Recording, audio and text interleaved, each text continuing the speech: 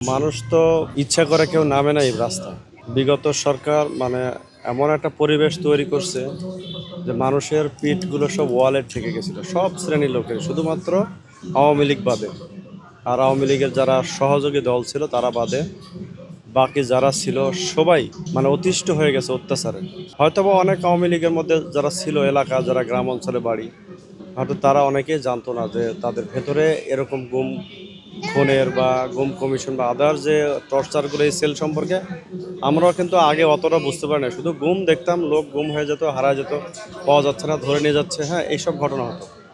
কিন্তু 5 আগস্ট আসার পরে মানুষ যে দৃশ্যগুলো দেখতে পারছে, এইটা আসার জন্য বিগত সরকারের প্রতি ঘৃণা আরও শতগুণ বেড়ে গেছে। এখন ছাত্ররা যে আন্দোলন করলো, এই আন্দোলন ছাত্রদের পাশাপাশি ধরেন বিভিন্ন পেশার লোকজনরাই এখানে নেমে আসছে শুধুমাত্র এই গুম খুন বা সরকারের স্বৈরাচারিতার বিরুদ্ধে আন্দোলন করার জন্য। তো আল্লাহর রহমতে সবাই সফল হয়েছে। সফল হওয়ার পর আমি মনে করি যে জুলাইয়ের যে আসল যে উদ্দেশ্যে করা হয়েছিল সেটা আপনার ওই যে ইন্টেরিয়াম গভর্নমেন্ট যেটা, এইটা গঠনেই তাদের অনেক ভুল ছিল।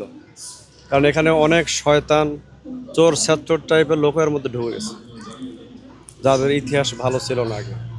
এখন যে সরকার প্রধান যিনি ছিলেন তিনিও তো সুদের মহা কারবারি, তিনিও ভালো করে জানেন। হাদি কিন্তু একটা কথা বলছে যে আপনার ইউনূস সম্পর্কে বলে গেছে যে উনি কতটুকু সফল সরকার, সেটা আমরা বুঝবো, দেখবো যে উনি জুলাইয়ের সনদ বাস্তবায়ন করে গেল না অন্য সরকার উপর চাপা দিয়ে গেল।